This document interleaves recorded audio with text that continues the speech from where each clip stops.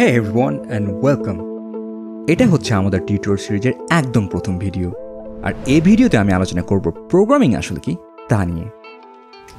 সহজ বাংলায় কম্পিউটারকে ধাপে ধাপে নির্দেশনা বা ইনস্ট্রাকশন দেওয়াই হচ্ছে প্রোগ্রামিং, কোনো একটা কাজ করিয়ে নেওয়ার উদ্দেশ্যে। এখন আমরা সবাই জানি কম্পিউটার আসলে অনেক ফাস্ট, অনেক পাওয়ারফুল, তাই না? অনেক দ্রুত ক্যালকুলেশন করতে পারে সে। কিন্তু সমস্যা হচ্ছে কম্পিউটার আসলে অনেক বোকা, অনেক ডাম্ব। যতক্ষণ না আমরা তাকে নির্দিষ্টভাবে বলে দেব কী করতে হবে, ততক্ষণ সে নিজে নিজে কিছুই করতে পারে না।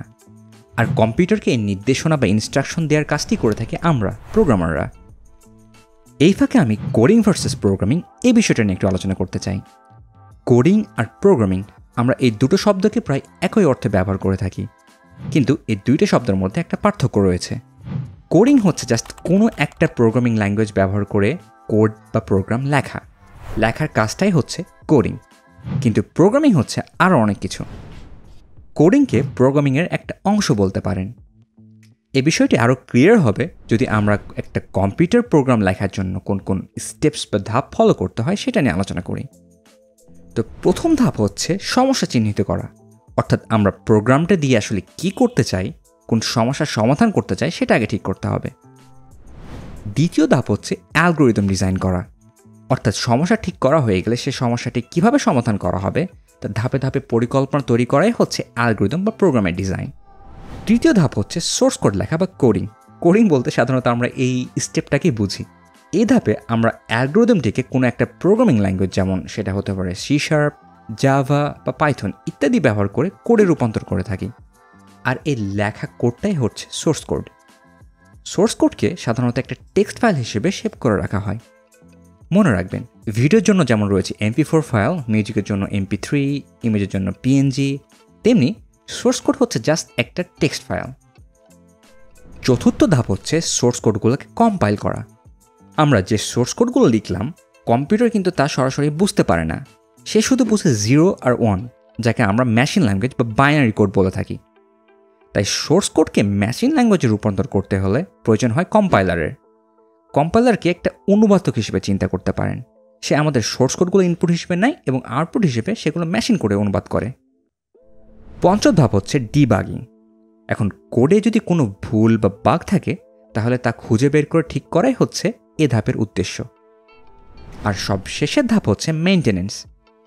প্রোগ্রামটি তৈরি হয়ে যাওয়ার পরেও কিন্তু এর কাজ শেষ হয় না। সময়ের সাথে সাথে নতুন ফিচার যোগ করা, প্রযুক্তিগত পরিবর্তন আনা বা ব্যবহারকারীর প্রয়োজন অনুযায়ী প্রোগ্রাম আপডেট করা ইত্যাদি হচ্ছে মেইনটেনেন্স।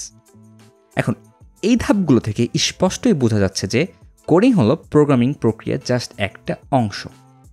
এবার একটা প্র্যাকটিক্যাল এক্সাম্পল দেখা যাক। পরিচয় করিয়ে দিই বল্টুর সাথে।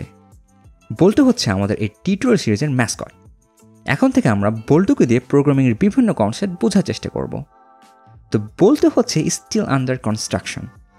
বল্টুর এখন জাস্ট 4টা ফাংশন ইমপ্লিমেন্ট করা হয়েছে। সেগুলো হচ্ছে, বল্টু শুধু সামনে যেতে পারে, সে পিছে আসতে পারে, সে 90 ডিগ্রি ডানে ঘুরতে পারে এবং 90 ডিগ্রি বামে ঘুরতে পারে। That's it. তো আমরা এখন এই 4টা ফাংশন বা ফিচারের মাধ্যমে এই বল্টুকে প্রোগ্রাম করার চেষ্টা করব। প্রথমেই বলেছি, প্রোগ্রাম ডিজাইন করতে হলে আমরা আসলে কি করতে চাচ্ছি তা প্রথমে ঠিক করতে হবে। ধরুন বল্টু আছে পয়েন্ট এতে আর তাকে আমরা পৌঁছাতে যাচ্ছি পয়েন্ট বিতে। এটাই হচ্ছে আমাদের প্রবলেম। এখন খেয়াল করুন, আমরা যদি বল্টুকে 4 ঘর সামনে নিই আর 3 ঘর ডানে নিই, তাহলে কিন্তু বল্টু পয়েন্ট এ থেকে পয়েন্ট বিতে পৌঁছে যাবে। তাহলে বল্টুকে প্রোগ্রাম করার ইনস্ট্রাকশনগুলো হবে অনেকটা এরকম: 4 ঘর সামনে যাও, ডানে ঘোরো, 3 ঘর সামনে যাও। ব্যাস, বল্টু এ থেকে বিতে পৌঁছে গেল। এই যে আমরা ধাপে ধাপে যে নির্দেশনাগুলো সাজালাম, এটাই হচ্ছে অ্যালগরিদম। এখন খেয়াল করুন, একই সমস্যার কিন্তু একাধিক সমাধান থাকতে পারে। যেমন বল্টু প্রথমে সামনে না গিয়ে সে ডানে ঘুরতে পারত, সে 3 ঘর সামনে যেতে পারত, তারপর বামে ঘুরতে পারত, তারপর 4 ঘর সামনে যেতে পারত। এতেও কিন্তু বল্টু এ থেকে বিতে পৌঁছে যাবে। আবার কেউ যদি একটু বেশি ক্রিয়েটিভ হয়, তাহলে সে বল্টুকে ইনস্ট্রাকশনগুলো এভাবে দিতে পারত: 2 ঘর সামনে যাও, ডানে ঘুরো, 2 ঘর সামনে যাও, 2 ঘর পেছনে আসো, আবার 3 ঘর সামনে যাও, বামে ঘুরো এবং 2 ঘর সামনে যাও। দেখুন, বল্টু স্টিল কিন্তু পয়েন্ট এ থেকে পয়েন্ট বিতে পৌঁছে গিয়েছে। কিন্তু একজন ভালো প্রোগ্রামের দায়িত্ব হচ্ছে সবচেয়ে ভালো, সবচেয়ে বেস্ট, সবচেয়ে পারফরমেন্স সলিউশনটাকে বেছে নেওয়া। তো আমরা প্রথম যে অ্যালগোরিদমটা ডিজাইন করেছিলাম সেখানে দেখেন জাস্ট 3টা স্টেপ রয়েছে, কিন্তু পরের অ্যালগোরিদমগুলোতে দেখবেন একাধিক স্টেপ রয়েছে এবং কিছু কিছু step just doesn't make sense. সেসব স্টেপস এক্সট্রা, সেগুলো বাদ দিলেও কোনো সমস্যা হতো না। তো এই সুযোগে একটা ভালো অ্যালগোরিদমের কী কী বৈশিষ্ট্য থাকতে পারে তা নিয়ে একটু আলোচনা করে ফেলি। প্রথম বৈশিষ্ট্য হচ্ছে প্রতিটি অ্যালগোরিদমের একটা নির্দিষ্ট শুরু এবং শেষ থাকতে হবে। এর ধাপগুলো অবশ্যই সসীম সংখ্যক বা ফাইনাইট হতে হবে। দ্বিতীয় বৈশিষ্ট্য হচ্ছে অ্যালগোরিদমের ইনস্ট্রাকশনগুলো সুনির্দিষ্ট এবং স্পষ্ট হতে হবে। এমন কোনো ইনস্ট্রাকশন দেওয়া যাবে না যা হবে অস্পষ্ট এবং অসম্ভব। যেমন বল্টুকে যদি এখন লাফানোর জন্য ইনস্ট্রাকশন দিই তাহলে সে তা কার্যকর করতে পারবে না, কারণ তার কাছে লাফানোর জন্য যে ফাংশনটি দরকার সেটাই নেই। তৃতীয় বৈশিষ্ট্য হচ্ছে অ্যালগোরিদমের শেষে অন্তত একটি ফলাফল বা ডিজায়ার্ড আউটপুট থাকতে হবে। আমাদের উদাহরণের ক্ষেত্রে আউটপুটটা হচ্ছে বল্টু পয়েন্ট এ থেকে পয়েন্ট বিতে পৌঁছেছে। আরেকটা গুরুত্বপূর্ণ বৈশিষ্ট্য হচ্ছে অ্যালগোরিদমের ভাষা হতে হবে নিরপেক্ষ। অ্যালগোরিদমকে কোনো নির্দিষ্ট প্রোগ্রামিং ল্যাঙ্গুয়েজের উপর নির্ভরশীল করা উচিত নয়। আমি যেমন সহজ বাংলায় অ্যালগোরিদমগুলো আলোচনা করছি, এর ভাষা ঠিক তেমনই হওয়া উচিত যেন যে কেউ পড়ে তা বুঝতে পারে। আশা করি অ্যালগোরিদম কি সে সম্পর্কে আপনাদের একটা বেসিক ধারণা হয়ে গেছে। এখন আপনাদের জন্য রয়েছে একটা অ্যাসাইনমেন্ট। আপনারা দেখেছেন আমরা বল্টুকে পয়েন্ট এ থেকে পয়েন্ট বিতে নিয়ে গেছি, কিন্তু আমি আগেই বলেছি আমার ডিজাইন করা অ্যালগোরিদমে কিন্তু একমাত্র সলিউশন নয়। আমি চাই আপনারা এমন একটি উপায় বের করুন যাতে বল্টু আরও দ্রুত এ থেকে বিতে পৌঁছাতে পারে। এর জন্য বল্টুর আর নতুন কী কী ফাংশন বা ফিচার অ্যাড করা যায় তা নিয়ে আপনাদের ভাবতে হবে।